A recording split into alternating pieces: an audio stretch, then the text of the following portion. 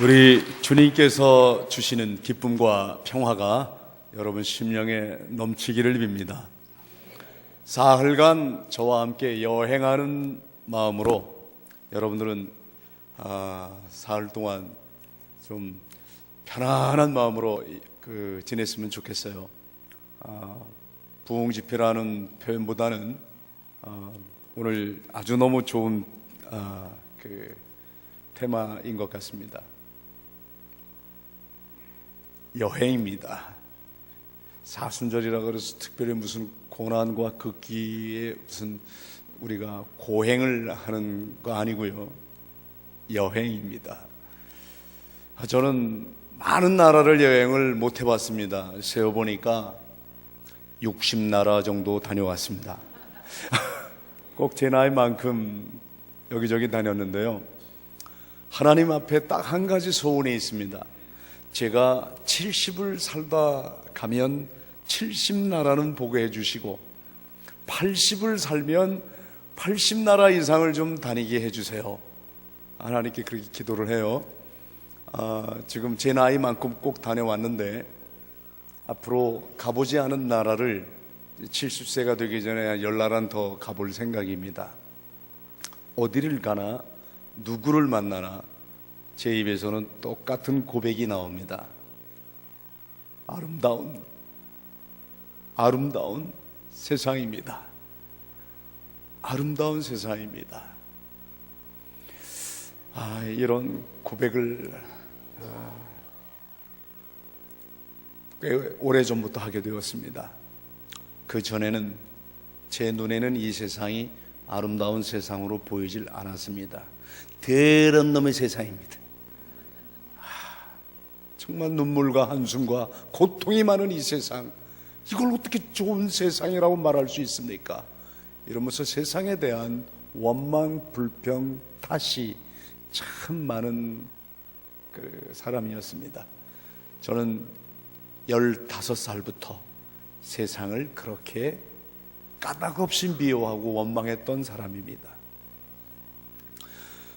특별히 이번 집회는 이렇게 청소년들과 부모님이 함께하는 믿음 여행이라서 저는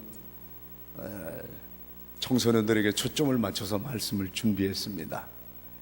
제가 청소년 시절에 정확하게 제 나이 15살 중학교 3학년 때입니다. 그때 전 교회가 너무너무 밥맛이 없어서 교회를 떠났습니다. 교회만 보면 싫은 거예요. 저는 교회에서 태어나서 교회에서 쭉 자랐습니다. 모태신앙이죠. 저희 어머님이 교회 전도사님이셨습니다. 그러니까 저희 집 문 열고 몇 걸음 걸어서 또 문 하나 열면 예배당입니다. 그렇게 교회에서 자라서 교회에서 쭉 컸다가 15살에 교회를 떠나서 만 10년을 교회하고 인연 없이 살았습니다.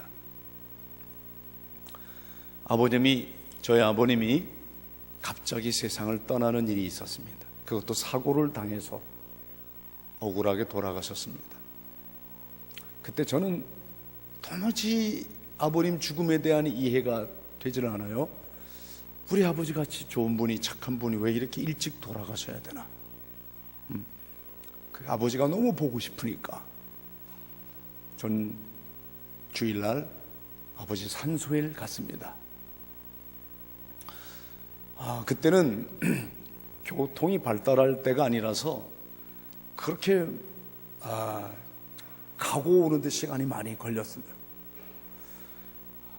갔다가 왔더니 밤이 됐어요. 저희 집 앞에 그 당시 어느 전도사님이 저를 기다리고 있었습니다. 제 생각엔 전도사님이 저를 위로하기 위하여 기다리는 줄 알았어요. 그런데 그 전도사님 입에서 뜻밖의 말씀이 나왔어요. 너 어디 갔다 오니? 아버지 산소에 갔다 왔어요. 뭐야? 얘가 제정신이야? 오늘 주일날이야. 주일날. 알고 있어요. 너 주일 성수 안 하고 어떻게 주일날 아버지 산소를 갔다 올 생각을 하냐? 아버지 보고 싶어서요. 그런데 그때 전도사님 입에서 30초도 안 되는 짧은 이야기가 제 마음에 30년 이상 상처를 주었어요. 입술에 30초, 마음에 30년이란 말이 있습니다. 그 30초도 안 되는 짧은 말이 제 마음에 30년 가까이 긴 세월 상처로 남아 있었습니다. 그때 전도사님이라는 분이 저에게 하신 말씀은 뜻밖이었습니다. 너도 네 아버지처럼 지옥 가고 싶냐? 그 소리를 듣는 순간 숨을 쉴 수가 없었습니다. 저희 아버지가 왜 지옥 가야 되죠? 말도 못했어요. 했더니 그분 하시는 말씀이 너희 아버지 왜 일찍 돌아가신 줄 알아? 주일 성수 안에서 주일날이면 껄핏하면 바다 낚시 가지, 주일날에도 등산 다니지. 그러니까 하나님이 때려서 일찍 간 거야. 너도 네 아버지처럼 지옥 가고 싶냐? 그 한마디 말에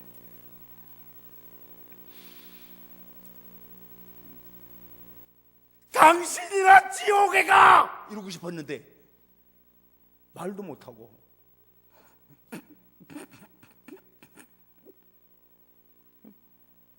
그러고 말았어요.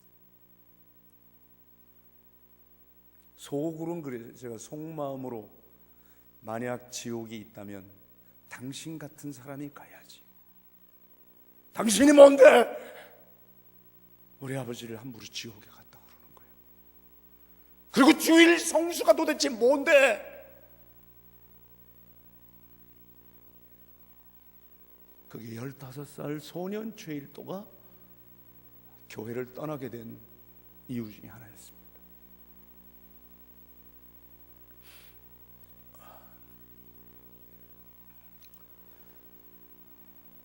저는 주일뿐만 아니라 평일날에도 아버지가 보고 싶어서, 아버지가 그리워서 학교를 안 가고 산소에 갔습니다. 아버지 산소에서 도시락을 까먹고 누워서 흘러가는 구름을 바라보고 물어봤습니다. 구름아, 알려다오. 우리 아버지 어디 계시니? 우리 아버지는 정말 지옥에 가신 거니? 아버지가 보고 싶어서 아버지, 아버지 큰 소리로 부르짖는데 아버지는 안 오고 대신 담임 선생님이 왔습니다. 그때 담임 선생님 말씀이 잊혀지질 않습니다. 일도야, 너 여기서 뭐하니? 선생님, 저희 아버지 어디 계시죠? 야, 너 그걸 질문이라고 하냐? 너희 아버지 산소 앞에서 너희 아버지 어딨냐고 물어보면 뭐라고 그러냐? 여기 계시잖아. 너 공부해야지. 너 왜 학교 안 오고 여기서 뭐하니? 저희 아버지가 지옥에 갔나요? 누가 그러냐? 그때 담임 선생님은 무신론자입니다. 종교가 없는 분이었습니다. 근데 그분이 하신 말씀이 누가 너희 아버지 지옥에 갔냐? 그래서 전도사님이요, 저희 아버지가 주일날 교회 안 가고 등산 다녔다고, 바다에 낚시하러 갔다고, 그래서 하나님이 일찍 때려서 지옥에 갔대요. 그랬더니 그 담임 선생님 말씀이 아하! 와, 나는 지옥과 천당이 있다고 믿는 사람도 아니다만 있다면 바로 그년이 갈 것이다. 걱정하지 마라. 아무것도 염려하지 말고 너 나와 함께 학교 가자. 내가 분명히 한 가지 사실은 안다. 나는 죽은 후 지옥과 천당이 있는지 모르겠으나 한 가지 사실은 안다. 뭡니까? 뭘 알고 계세요? 그랬더니 선생님이 너 열심히 공부해야 고등학교 간다. 그러면서 선생님께서 제 손을 잡고 학교 가자. 너는 지금 이제 아버지가 어디 계시냐고 물을 때가 아니라 이 슬픔을 빨리 씻고 공부 열심히 해서 인류 고등학교 가는 것이 네가 살고 너희 가정이 살 길이다. 너희 가문이 살아난다. 그러니 일도야 이제 학교 가자. 그 선생님이 아니었으면 저는 중학교 졸업도 못했을 거예요. 근데 그 선생님 때문에, 그 덕분에 제가 중학교 졸업을 했습니다.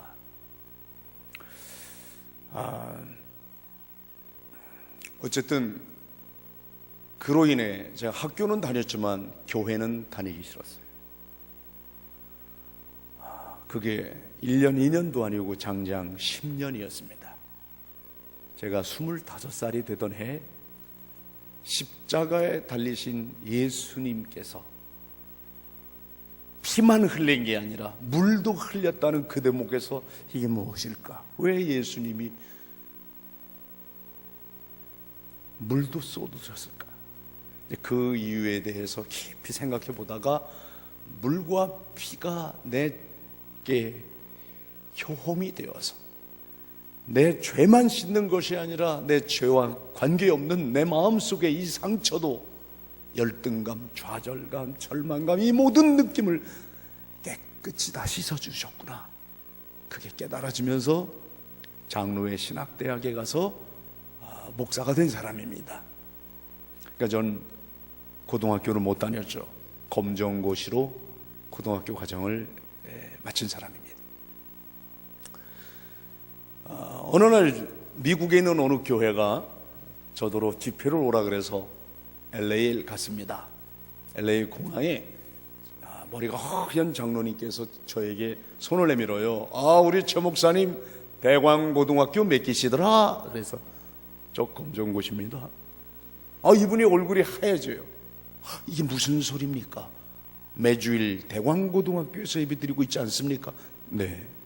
그 당시 제가 대광고등학교 강당을 예배당으로 만 10년을 사용했습니다. 지금은 이제 그 약속 10년을 지키고 나왔는데, 그때 제가 오랜 세월 대광고등학교에서 예배를 드리니까 제가 대광고등학교 출신인 줄 알았나 봐요. 저 고등학교 못 다녔습니다. 그랬더니 이거 어떡하면 좋지? 깜짝 놀래요. 왜냐하면 LA의 모든 방송, 라디오 방송, 신문에다가 광고를 다 했대요. 대강 동문 다 모여라. 최일도 동문이 오신다. 큰일 났다는 거예요. 그래서 뭘 큰일 나요. 물어보지도 않고 짐작하시고 그렇게 하셨군요. 잘못했다고 송구하다고 이렇게 하고 뭐 다시 쓰세요. 광고 다시 하시죠. 뭐 알고 보니 최일도는 검정고시 출신이더라. 그렇게 쓰세요. 괜찮아요. 그랬더니 이분이 한잠을 못 잤어요.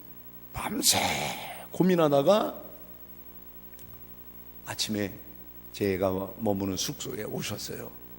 목사님, 놀라운 일이 벌어졌습니다. 밤새 한잠을 못 잤대요.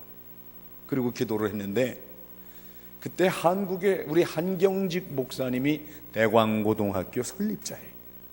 그때까지도 이사장 직함을 갖고 계셨어요. 부이사장, 영락교회 장로님이 학교 모든 걸 운영을 하고 계셨는데 그 부이사장님이라는 장로님은 한 목사님이 소천할 때까지, 별세할 때까지 이사장이라는 직함을 갖지 않았어요.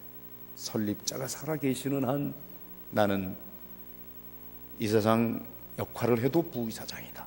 그러는 분이 계셨어요. 그리고 이제 모든 이사님들과 또 학교 교장 선생님 여러분들에게 일일이 다 전화했대요. 알고 보니 최일도 목사님이 검정고시 출신이랍니다. 우리 대광동문인 줄 알고 대광동문 중에 이런 사역을 하는 분이 LA에 오셨다고 자랑을 했는데 제가 이게 낭패를 보게 됐습니다. 그런데 최일도에게 명예동문을 졸업장을 주면, 명예 졸업장을 주면 제 말도 맞는 말이고 최 목사님도 좋고 이런 걸 누이 좋고 매부 좋고 모두 좋다고 그럽니다. 그렇게 하시그래. 그래서 제가 대광 26기입니다. 저는 그 학교 문턱도 밟아본 적이 없는데 제가 대광고등학교 명예 동문이 되었습니다. 그때 전교생들과 이사님들, 교직원들 앞에서 명예 고등학교 졸업장을 봤는데 참 많이 울었습니다. 제가 명예 신학 박사학위도 받았지만 박사학위 저리가 납니다. 고등학교 졸업장이 주는 감동이 얼마나 컸는지 모릅니다. 부모님들과 함께 가정에서, 교회에서 보호받고 양육되어야 할 가장 귀한 그 청소년 시절을 너무 험하게 보내서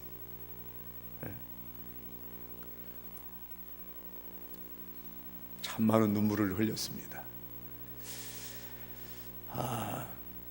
물론 그 처절한 아픔과 고통이 있었기에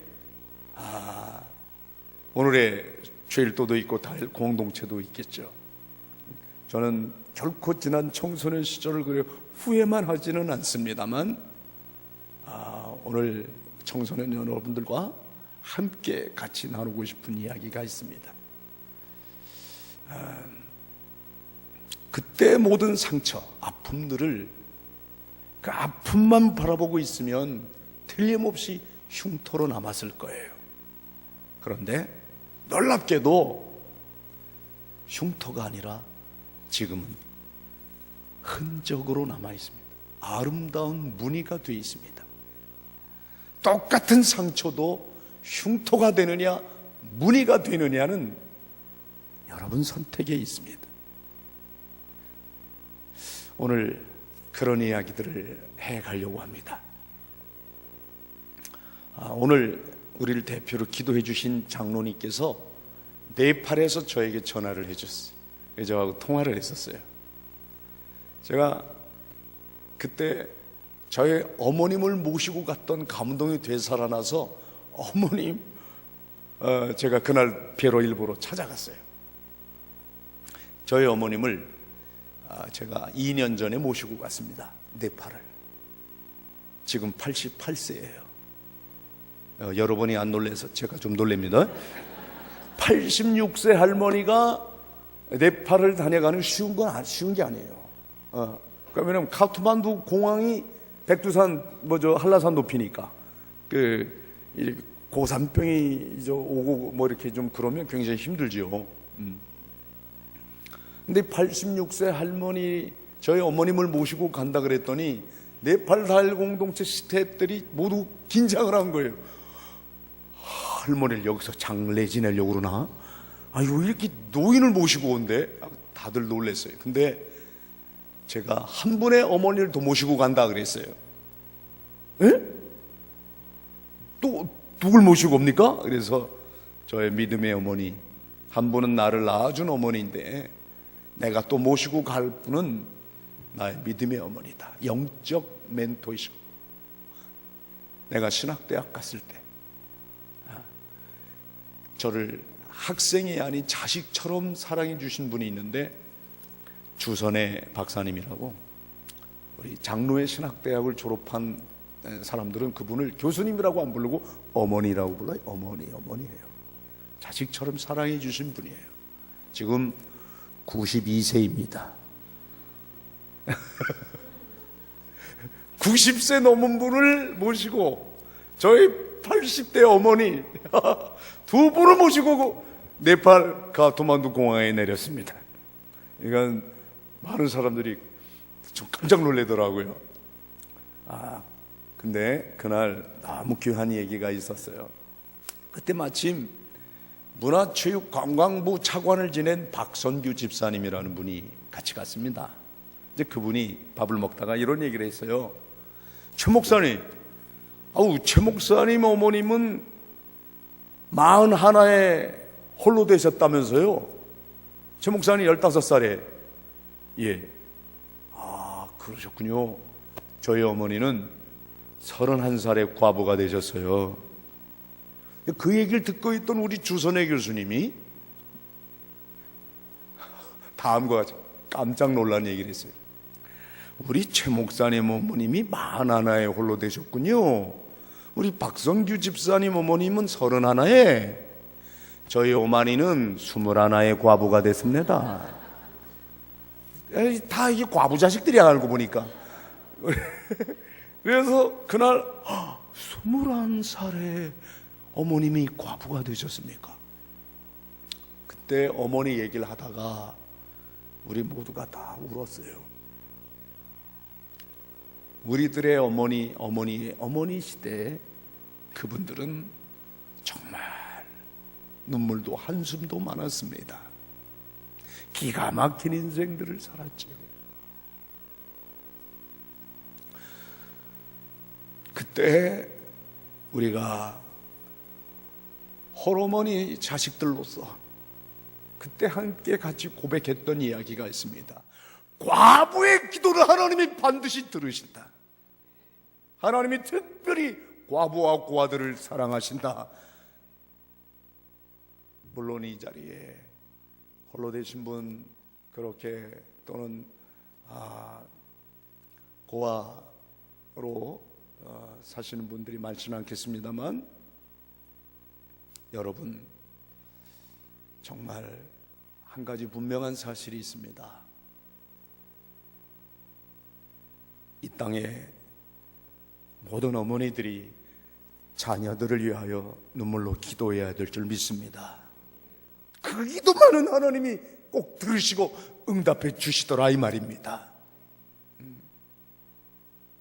그래서 이번에 특별히 부모와 함께하는 믿음 여행, 이 복음을 계승하는 아름다운 성북교회가 되기 위해서 오늘 첫날 우리는 염려가 없는 삶으로 복음을 계승하는 교회가 되자는 겁니다. 그날 세 분의 어머니들을 얘기하다가 세 분의 공통점이 있었어요. 21살에 홀로 되신 분이나 31에 홀로 되신 분이나 41에 홀로 되신 분이나 이 어머니들의 공통점은 염려가 없다는 것입니다. 저희 어머님이 이북에서 피난 내려오셨습니다. 황해도 송화에서 태어나신 사리온까지 넓은 과수원이 있었습니다. 과수원집 딸입니다. 대지주였죠. 그 이유 때문에 6.25 사변 터지기 전부터 저희 외할아버지 외할머니는 산으로 피신하고 많은 핍박을 받아야 됐다고 합니다. 그때 저희 외삼촌들은 예배당에서 죽창에 찔려 죽임을 당하는 끔찍한 아픔을 겪었습니다. 그 모습을 어머니는 눈으로 봐야 됐습니다. 막내 동생을 살려주더래요. 그래서 막내는 교화시킨다고 아오지 탄광으로 끌고 갔다. 그래서 어머니는 황해도에서부터 저 함경북도 아오지까지 면회를 4번이나 갔답니다.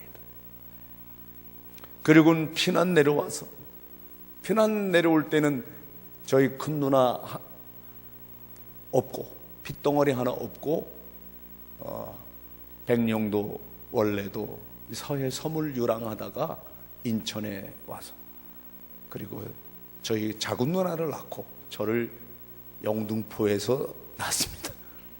그래가지고 이제 세 아이의 어머니로 사시던 저희 어머님이 41살의 과부가 된 겁니다. 그때 저희 아버님이 세상을 떠나셨을 때 나오는 이 한숨과 눈물밖에 없더래요. 어머니가 다니는 모교회는 영등포 한양교회라고 영등포동에 있었고, 그때 영등포 저 변두리 오류동이라는 곳에 살았는데 너무 예배당이 머니까 새벽 기도는 오류동 동산교회를 가신 겁니다. 그 오류동 동산교회에 가서 엎어져서 이렇게 눈물로 기도하는데, 하루는 목사님이 바로 오늘 본문 말씀을 가지고 설교를 하셨어요. 저희 어머님에게 주신 말씀을 지금 제가 여러분에게 오늘 또다시 선포하고 있는 겁니다. 저희 어머님을 향해서, 집사님 이제 고개를 들어요. 눈물을 닦아요. 그리고 날 봐요. 어디서 많이 들어본 것 같지요? 이 젊은 사람들은 모르는데 나이가 좀 있는 분들은 과거에 우리가 자주 불렀던 유행가 가사예요. 우는 마음 아프겠지만 제 마음도 아픕니다. 이제 집사님 그만 우세요. 집사님 마음 지켜야 됩니다. 무릇 지킬 만한 것보다 더욱 내 마음을 지켜라. 생명의 근원이 마음에서 말미암는다고 말씀하시네요. 집사님 이제 마음 지키셔야 됩니다. 그랬더니 어머니가 평상에 매일 아멘 아멘 하는 분이 그날은 아멘을 안 하고 벌떡 일어났대요. 설교를 듣다가 벌떡 일어나서 목사님을 향해 어떻게 해요? 목사님 어떻게 마음을 지키죠? 물어봤대요. 그때 저희 어머니는 41살이고 설교하신 목사님은 30대 젊은 목사였어요. 이 젊은 목사님이 당황했습니다. 어떻게 해라. 어떻게 마음을 지키냐고 지금 우리 현순옥 집사님이 물어봤습니다. 어떻게 해라. 그러시다가 지금 어떻게 해라고 물어보셨습니까? 그 질문에 대한 답이 빌립보서에 있네요 하면서 빌립보서 말씀을 읽자고 하셨습니다. 여러분 궁금하면 빌립보서 한번 읽어볼래요? 찾아보시죠. 성경책 가져오신 분들 빌립보서 4장입니다. 빌립보서 4장 6절 말씀 한 목소리로 찾으셨으면 우리 학생들도 찾았으면 한번 같이 읽어봐요. 시작. 아무것도 염려하지 말고 다만 모든 일에 기도와 간구로 너희 구할 것을 감사함으로 하나님께 아뢰라.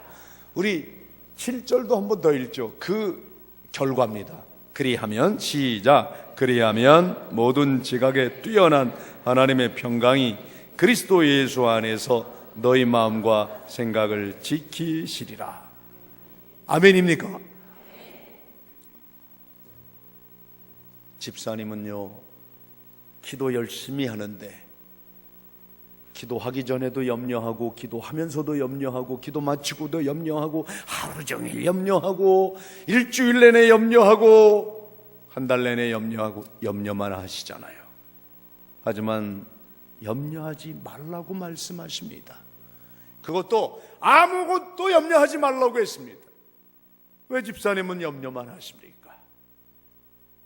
예수님 말씀하시길 내일 일을 염려하지 말아라.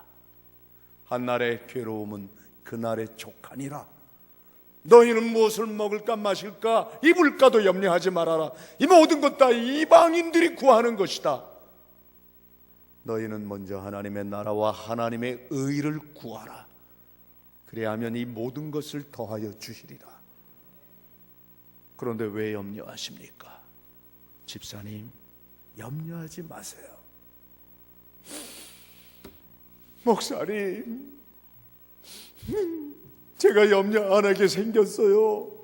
제 남편은 그래도 피난 내려올 때 형님도 누님도 같이 피난 내려왔지만 나는 남편 하나 믿고 피난 내려와서 이 남한 땅에는 아무도 없는데 남편 하나 바라보고 남편 믿고 왔는데 이 남편이 갑자기 세상을 떠나니까 하늘이 무너지는 것 같고 땅이 무너지는 것 같아요. 이런 제가 염려가 안 되겠어요? 제 세 아이 3남매는 도대체 어떻게 키워요? 그때 누나 둘은 고등학생, 나는 중학생인데 이러면서 어머니가 신세 타령을 하셨어요. 목사님 우리 아들 아시지요? 그놈의 새끼는 입에 당도 안 가요.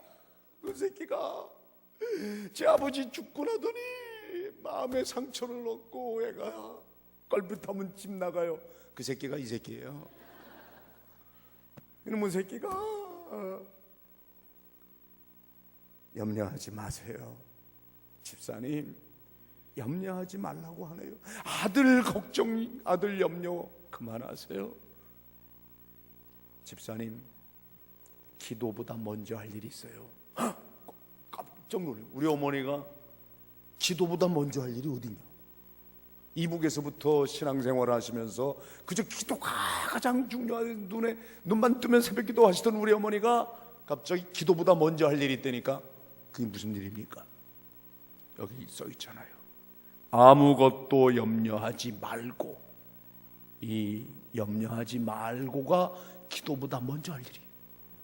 염려하지 마시고 그 다음 할 일이 기도로, 간구로, 감사함으로 하나님께 아뢰는 겁니다. 그리하면 그 결과가, 그리하면 모든 지각에 뛰어난 하나님의 평강이 그리스도 예수 안에서 집사님 마음과 생각을 지켜주시는 겁니다. 불교 철학은 내가 내 마음 지키는 겁니다. 내가 고행하고 내가 수행을 해서. 그런데 내가 지키는 게 아니라 하나님의 평강이 지켜주실 줄 믿습니다. 어떤 사람을 아무것도 염려하지 않고 그리고 기도로, 간구로, 감사함으로 아뢰는 사람입니다.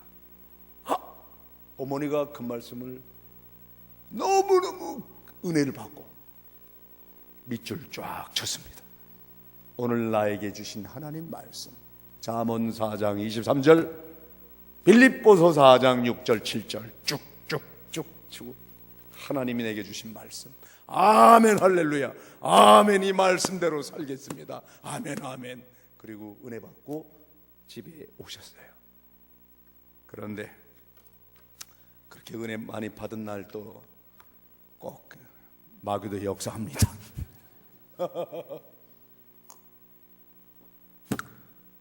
그날 새벽 기도 마치고 집에 갔더니 글쎄 아들놈이 집을 나갔대요. 그놈이 이놈이에요. 제가 어머니에게 편지를 쓰고 나갔어요. 어머니, 이번엔 정말 저는 돈 떨어지면 들어오고 배고프면 들어오고 이런 짓 안 합니다. 저는 깨달음을 갖고야 올 겁니다. 인생은 어디서 와서 무엇을 하다가 어디로 가는지 이거 알고 나서야 저는 집에 다시 들어올 겁니다. 기독교는 답이 없는 듯 합니다. 저는 이 동네를 떠나서 이걸 깨달을 때까지는 교회도 집도 안 옵니다. 이러고 이제 편지를 쓰고 125번 버스 종점에서 첫 번째 떠나는 버스를 기다리고 있었습니다. 기사 아저씨가 문을 안 열어줘요. 아저씨, 문 열어주세요. 근데 기사 아저씨가 시동을 켜놓고 계속 왜냐면 어머니가 그때 저희 집이 달동네였습니다. 그때 당시에는 버스 종점 변두리에 집이 몇 채 없어서 산에서 뛰어 내려오는 어머니가 보이는 겁니다. 어머니가 일도야 이러고 뛰어 내려오는데 기사님이 벌써 눈치가 9단입니다. 아, 이 새끼 집 나온 새끼구나. 금방 알아요. 그래가지고 너의 어머니가 허락하면 너를 태우겠다. 그런 신호를 계속 보내는 거예요. 그때 저희 어머니가 제 등 뒤에서 하신 말씀이 오늘의 저를 저되게 하셨습니다. 그때 어머니가 놀라운 말씀을 하셨어요. 평상시에는 어떻게 하시냐? 왜냐하면 그날 제가 처음 가출이 아닙니다. 이미 몇 번 가출했었어요. 그때마다 어머니가 제 등짝을 때리면서 하시는 말씀은 똑같았어요. 이놈의 자식, 하라는 공부는 안 하고 왜 나가? 왜 속을 새겨? 공부해서 남주냐? 공부 열심히 해서 인류 고등학교 가는 게 네가 살아날 길이지 이놈아. 집에 가자 그랬는데 어머니가 그날은 놀라웠어요. 제 등 뒤에서 제 이름을 불러요. 일도야. 그러더니 하시는 말씀, 잘 가라. 이 말 해주려고 왔다. 전 귀를 의심했습니다. 이게 무슨 소린가 해서. 나는 이제 아무것도 염려하지 않기로 했다. 너도 염려하지 않는다. 내가 그동안 잘못 살았다. 내가 왜 그렇게 너를 위해 기도하면 염려만 나오는지. 그저 기도하기 전에도 염려하고 기도하면서도 염려하고 기도 마치고도 염려했는데 이제 나는 아무것도 염려하지 않는다. 잘 가라. 하나님이 너와 함께 하실 거야. 그러더니 싹 뒤돌아서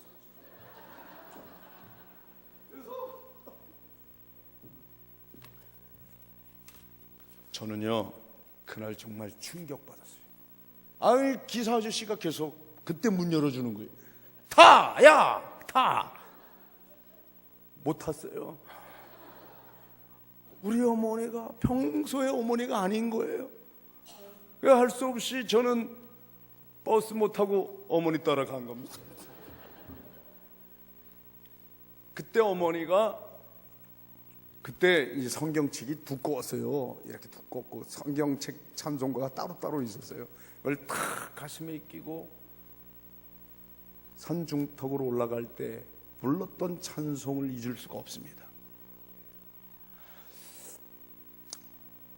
그때 15살 어린 소년 눈에 제가 보기에도 어머니가 비로소 우리 어머니 예수 잘 믿는 분이구나 이 생각이 들 정도였어요.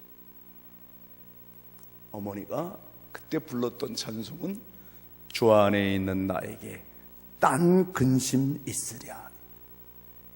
십자가 밑에 나와 내 짐을 풀었네. 할렐루야 할렐루야. 내 앞길 멀고 험하여도 나 주님만 따라가리. 그리고 우리 어머니가 키가 작아요. 가방끈도 짧아요. 그런데 우리 어머니 어떻게 그렇게 목청은 큰지 몰라요? 막 동네가 쩌렁쩌렁 울러가도록 그냥 큰 소리로 찬송을 부르는 거예요. 주 안에 있는 나에게 딴 근심 있으랴. 십자가 밑에 나아가 내 짐을 풀었네. 제 설교 마친 후에 한번 이 찬송 우리 모두 같이 했으면 좋겠어요.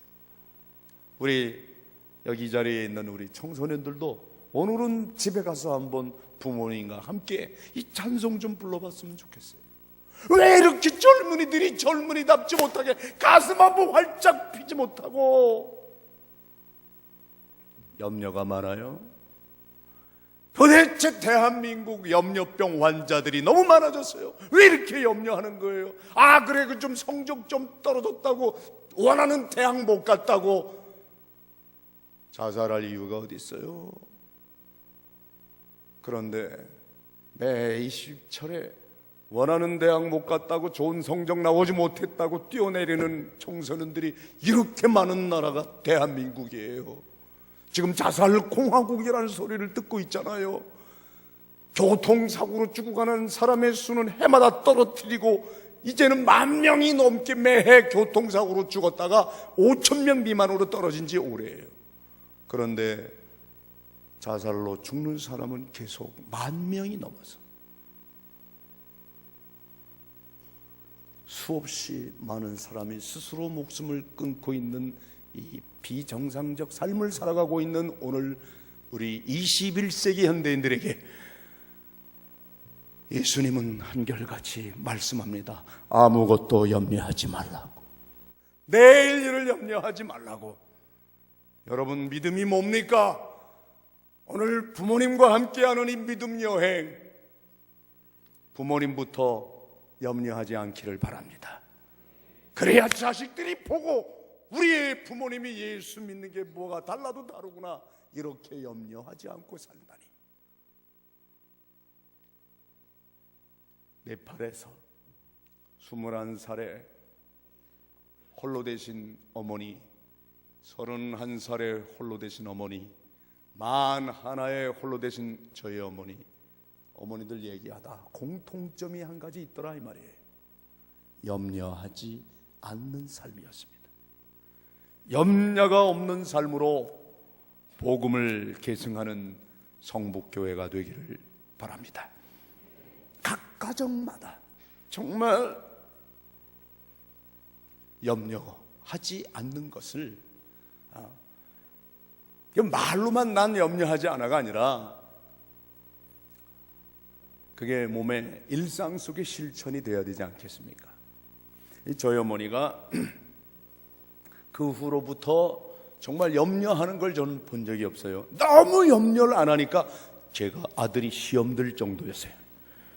왜냐면 제가 이제 결혼하기 전에 병원에 입원한 일이 있었어요. 그래도 외아들 아닙니까? 요즘은 각 집마다 다 외아들이지만 저희 때 외아들은 귀했어요. 제가 병원에 입원해 있는데 어머니가 와보질 않아요. 왜 안 오냐 그랬더니 염려를 안 한대요. 나 참 나중에 간호사가요, 간호사가 저희 어머니가 심호하는 교회, 그때는 각 집마다 전화가 없을 때입니다. 또 어머니가 그때 아주 개척교회, 자그만 교회를 이제 섬기고 있었기 때문에 전화 통화가 쉽지 않았어요. 간신히 간호사님이 전화했어요. 아, 전도사님이세요? 전도사님 아들이 병원에 입원해 있습니다. 지금 며칠째 지나도록 와보지 않아서 좀 이상하게 생각하고 있습니다. 그랬더니 그 간호사가 하는 말이요, 혹시 친어머니가 아닐 수도 있을 것 같은데요. 또 그런 얘기하니까 내 마음이 흔들리기 시작해요. 야, 이건 뭐 아니, 친아들이면 벌써 달려왔지. 병원에 입원한 지 나흘이 지나고 닷새가 지나도록 안 오는 어머니가 어떻게 친어머니냐고 그러더라고요. 우리 어머니, 제가 퇴원하는 날 왔습니다. 퇴원하는 날 열흘째 왔습니다. 열흘 후에. 열흘 동안 정말 저 시험 들었어요. 그때는 제가 믿음이 있을 때가 아니거든요. 예. 결혼하기 전인데 총각 시절이죠. 어머니가 그때 전도사 생활을 하면서 성경을 읽다가 안나가 성전을 떠나지 아니하고 밤낮으로 주님을 기다리며 기도하는 대목을 보고 나도 성전을 떠나지 않고 기도해야지, 이 마음이 들면서 어머니가 40일 작정 기도를 한 거예요. 40일 동안 일체의 성전을 떠나지 아니하고 기도만 하리라. 나라와 민족을 위하여, 가난한 사람, 병든 사람, 목사님을 위하여, 한국교회를 위하여 기도할 게 너무 많다고. 그때 어머니 사택이 바로 옆에 있었건만 사택에 가지도 않고 성전을 떠나지 않고 기도만 한 거예요. 그때 30일 되는 날 병원에서 전화를 받은 거예요. 대개 아들이 입원했습니다. 어머니 고민이 된 거예요. 아들에게 가고 싶지 않은 어머니가 어디 있겠어요. 그런데 어머니는 하나님과의 약속이 더 중요하다고 생각하고 40일 채운 다음에 가겠다고 안 오신 거예요. 제가 퇴원하는 날 어머니가 왔어요. 일도야, 일도야. 저는 그때 입이 툭 튀어나와가지고 그럼 낫지나 말지. 전도사.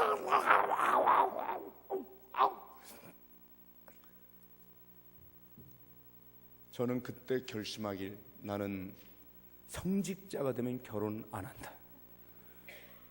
결혼하면 성직자는 안 한다. 그래서 자연히 결혼 안 한 채 성직자 하려면 신부가 되는 길밖에 없으니까 캐톨릭 신부가 돼야지, 이런 마음이 들었어. 나는 이런 가정은 이건 원하지 않는다. 도대체 어머니는 해도 더 맛있다, 이런 마음이 들었을 정도였어요. 그런데 그때 어머님이 이렇게 말씀하셨어요. 일도야, 네가 병원에 입원했다는 날 내가 기도한 지 30일 되던 날이다. 그때까지 매일 눈물로 기도했다. 그런데 그날부터 눈물이 안 나오더라. 눈물이 메말랐다. 나올 게 있다면 아마 피가 나왔을 거야. 피눈물 흘리는 마음으로 널 위해 기도했다. 하나님이 이 애미의 기도를 들으시고 너를 열흘 만에 병원을 나오게 해주신 게 감사해서 하면서, 일도야 미안하다, 내가 일찍 못 와봐서 미안하다, 그러면서 눈물을 흘리시는데, 그때 제 마음속에 어머니께로부터 이해받지 못하고 사랑받지 못하고 보호받지 못하고 밥도 제대로 못 먹고 막 이런저런 것, 그런 서러움만 이렇게 마음속에서 올라오다가 이렇게 기도하는 어머니 때문에 내가 살고 있구나, 이렇게 살아남구나, 그러면서 저도 따라 목을 놓고 울었어요. 여러분, 우리들의 어머니의 어머니들은요, 예수를 믿어도 오늘 우리들과는 달랐어요. 위대한 신앙이었어요. 하나님과의 약속이 더 중요하다고 이걸 지킨 분들이 많아요. 하지만 요즘 각 가정이 자녀들이 하나님보다 더 귀해요. 자녀들이 우상이 돼가지고 자녀가 원하는 건 모든 걸 다 해주고, 그런 가정 쳐놓고 행복한 걸 못 봤어요. 그러면 그런 자녀들은 이렇게 피땀 흘려 뼈 빠지게 벌어서 자식들 원하는 것 다 해주니까 애들은 늘 감사하냐, 그런 집도 거의 본 적이 없어요. 해주면 해줄수록 부족하다고 그러고 원망하고 탓해요. 캄보디아에 갔을 때, 이 캄보디아에 선교사로 3년 있다가 오신 분도 같이 왔는데요, 오시는 거기 꼭 캄보디아는 방학이면 부모들이 어린 학생을 데리고 옵니다. 절대 빈곤 현장을 보여주는 거예요. 지금 우리 한국에서는 볼 수 없는 가난인 아픔, 질병들이 있으니까.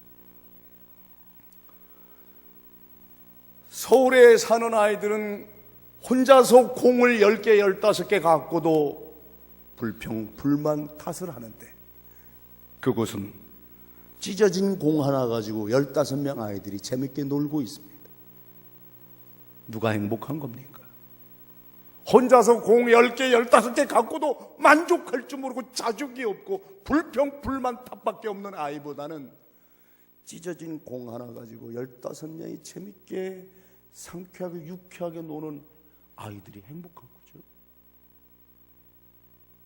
행복은 소유에 있지 않다는 거 우리 모두가 다 듣고 알고 있는데 정말 그런가요?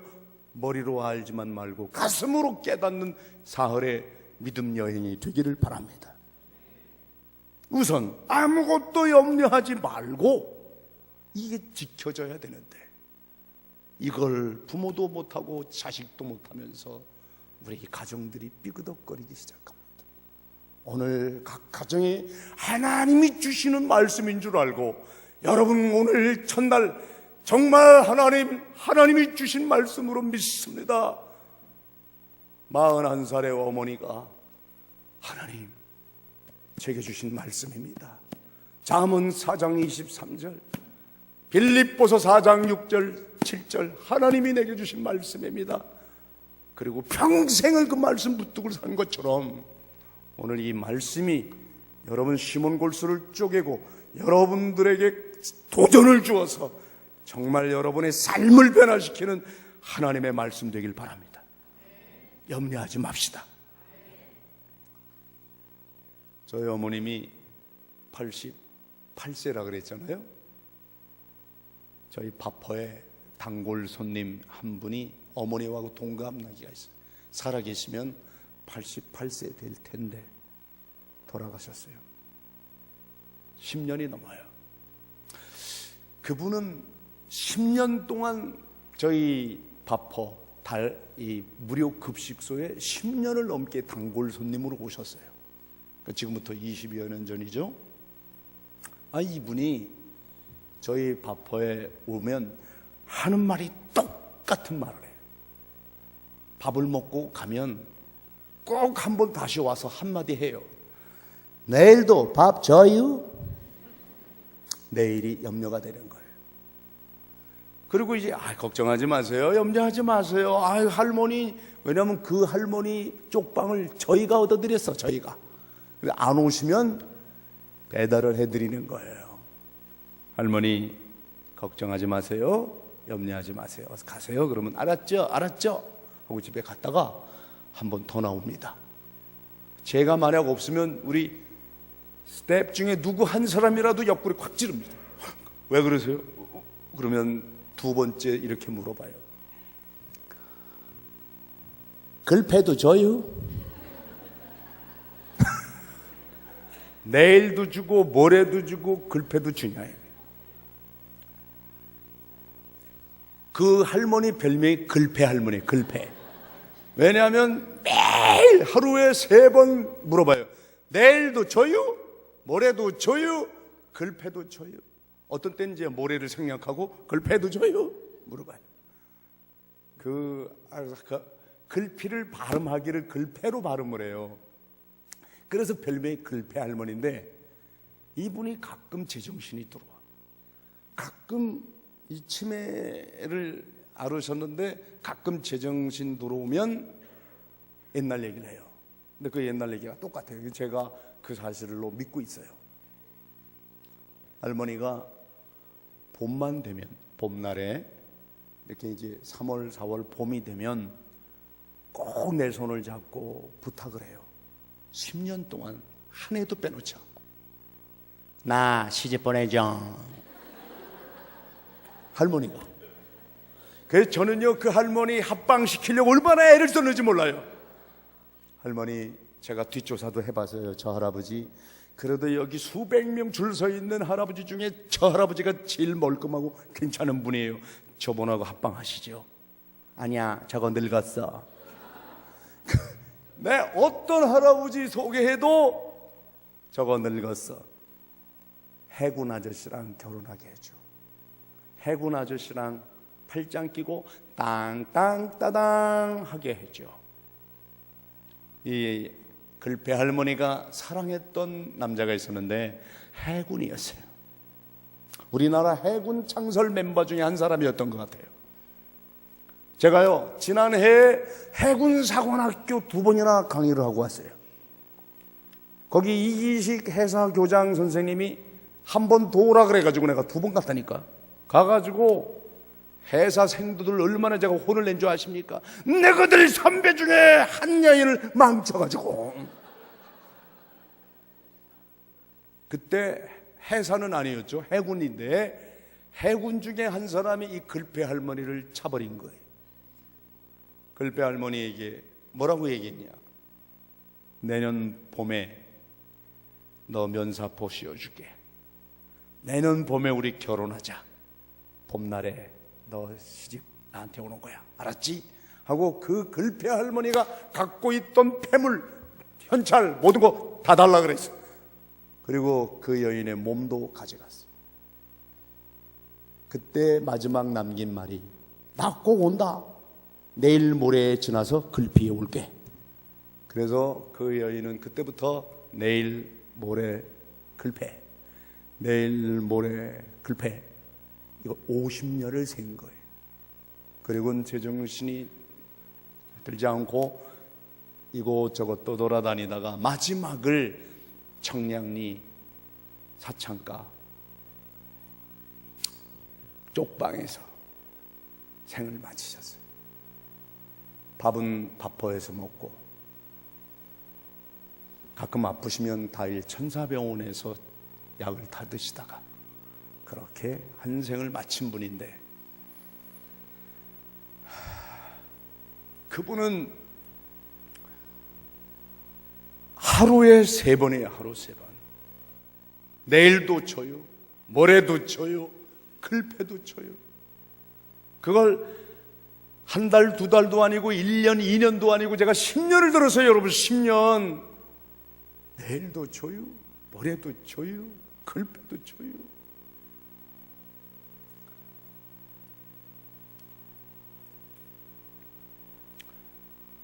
만약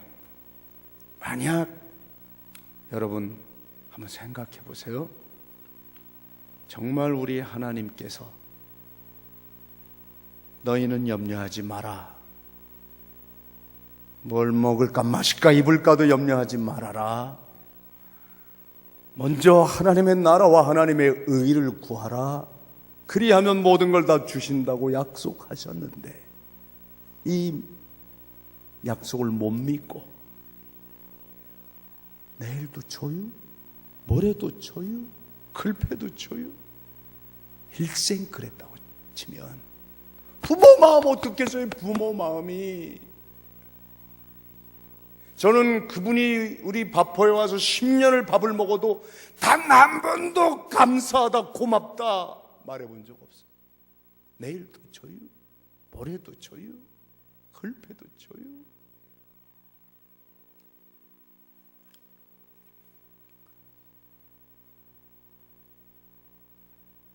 저희 어머니하고 연세가 같으세요. 저는 그분도 어머니처럼 내가 섬기고 싶었어요. 그때 생각이 들었어요. 만약 우리 어머니가 글패 할머니처럼 믿음 없이 살았다면, 똑같이 염려만 했다면, 걱정만 하고 원망하고 불평하고 탓만 했다면 이 할머니 같이 됐을 거 아니에요. 저희 어머니도 얼마든지 남편을 원망할 수 있었습니다. 여보, 난 당신 하나 믿고 피난 내려왔는데 왜 날 두고 애 셋 남겨놓고 당신 먼저 하늘나라 가냐고. 그리고 우리 아버지 숨지기 한 사람, 내 남편을 왜 당신이 이렇게 억울하게 데려가냐고. 그러면 어머니 어떻게 됐겠어요?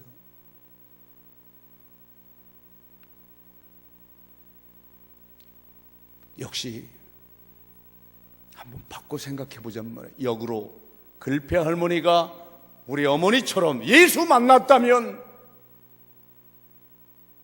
젊은 목사님 통해서 새벽 기도 때 들었던 말씀, 잠언 4장 23절 말씀 들을 수 있었다면, 깨달을 수 있었다면, 빌립보서 4장 6절 7절 말씀, 하나님이 내게 주신 말씀이구나 받을 수만 있었다면 글패 할머니 인생도 어머니보다 더 훌륭한 믿음의 여인이 될 수도 있었죠. 여러분, 오늘 첫날입니다. 자녀들과 함께하는 믿음 여행, 복음을 계승하는 가정이 되기 위하여 우리 염려부터 버리고 갑시다. 십자가 아래 내려놓읍시다. 남김없이 내려놓읍시다. 우리 주님께서 수고하고 무거운 짐진 자들아 다 내게로 오라, 내가 너희를 쉼을 주리라. 우리 주님 우리에게 이 쉼과 평안을 약속하시는데 내가 너희를 쉬게 하겠다. 여러분, 한번 그 예수님께 짐 좀 맡겨보시죠. 여행, 짐이 가벼워야 합니다. 여행 초보자들은 꼭 짐을 많이 들고 다녀요. 근데 여행 많이 해본 사람의 공통점 하나가 있는데 짐을 가볍게 합니다. 우리 남은 2시간, 내일과 내일 모레 마음 가볍게, 짐도 가볍게, 편안한 마음으로 부모님과 함께, 자녀들은 부모 손을 붙들고 오고 부모들은 자녀 손을 붙들고 오고 온 가족들이 함께 이 말씀 앞에 엎드려 주님이 주시는 말씀으로 복음을 계승해가는 귀한 가정 되기를 주의 이름으로 축원합니다. 기도하겠습니다. 하나님 아버지, 감사합니다.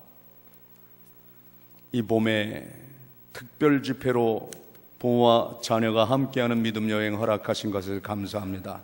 오늘 첫날 들었던 말씀대로 마음을 지키는 삶 되게 해 주시옵소서. 이렇게 마음부터 지키는 삶으로 복음을 계승하는 각 가정이 되고 우리 특별히 성북교회가 되도록 은혜를 베풀어 주시옵소서. 예수님의 이름으로 간절히 기도합니다. 아멘.